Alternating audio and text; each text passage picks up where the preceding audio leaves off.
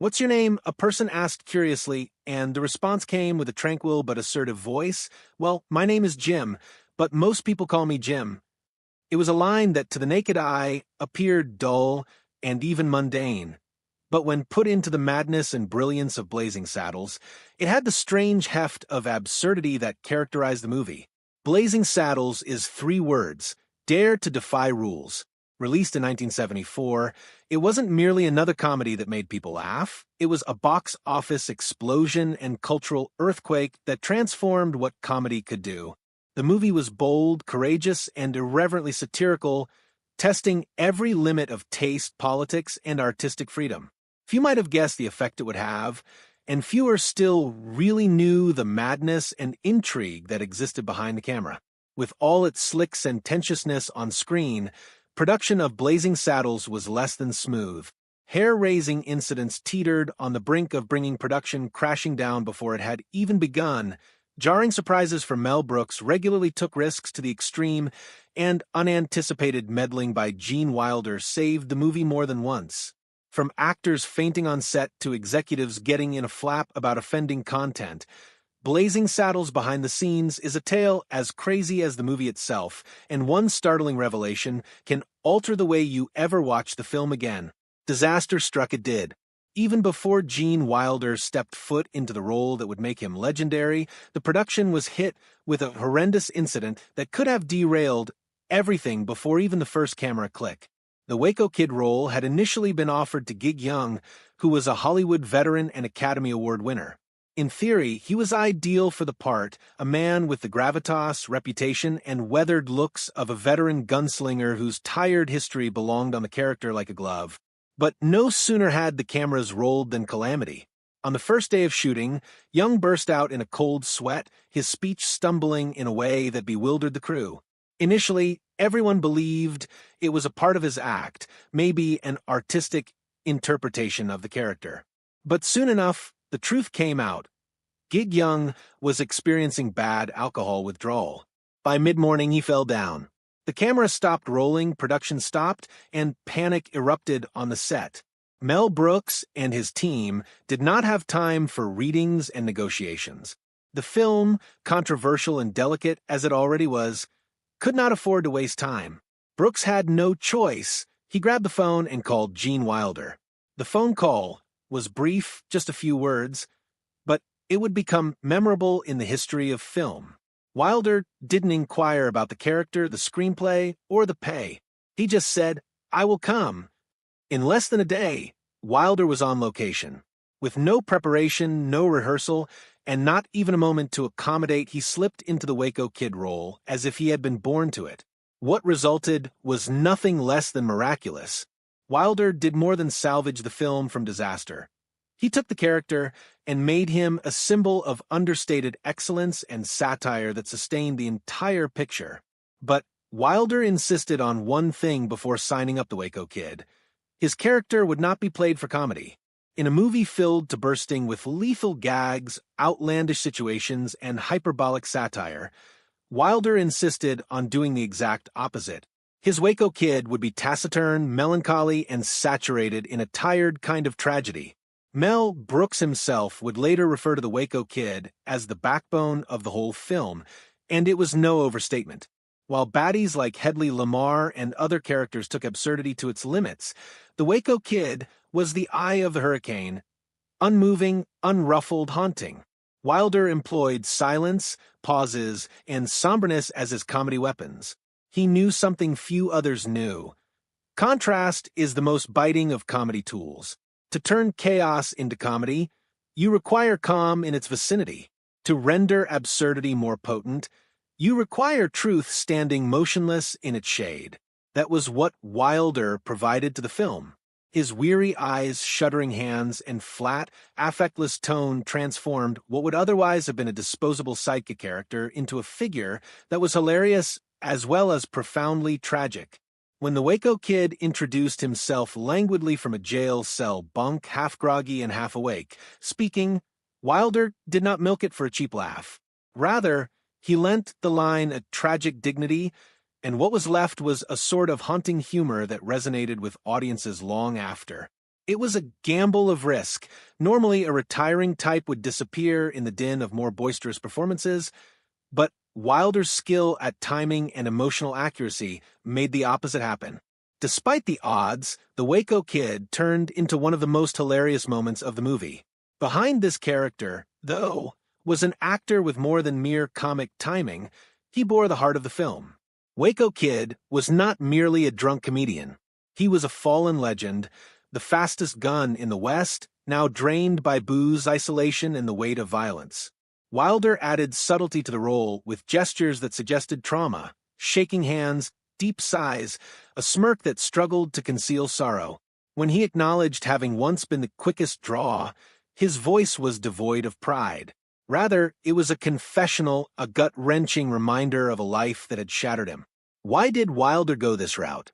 Because he knew the funniest characters are typically the ones who hurt the most.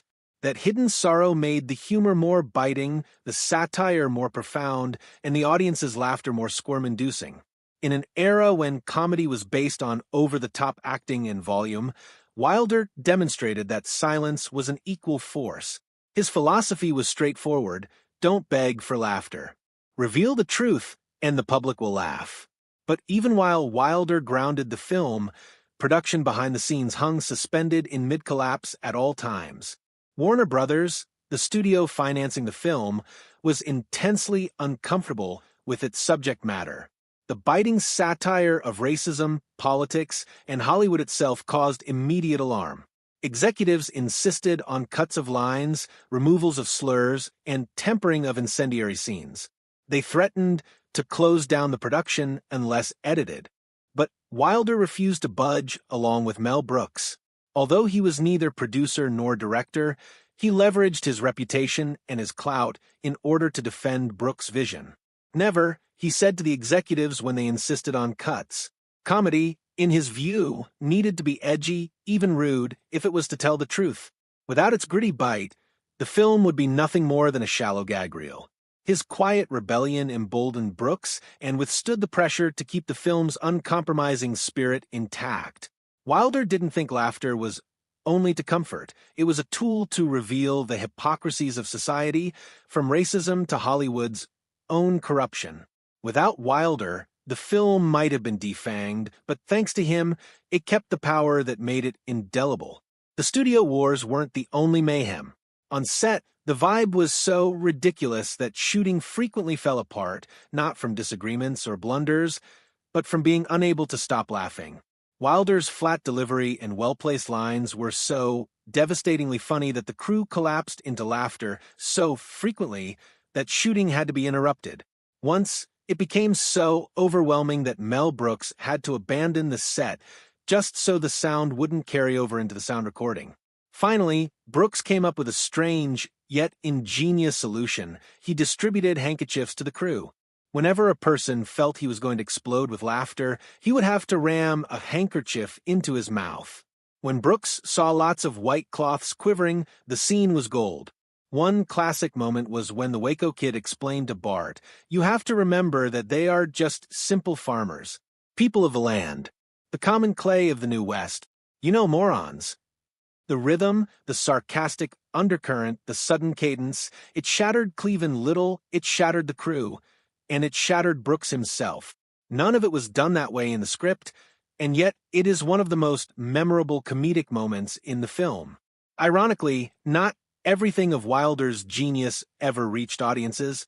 Scenes probing the Waco Kid's anguish, his history, and the richness of his personality were trimmed in order to maintain the pace of the film.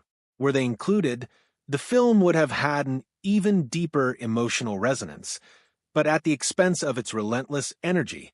It is one of the great what-ifs of comedy history. Despite this, Wilder defended the movie not just with his performances, but with his ideals.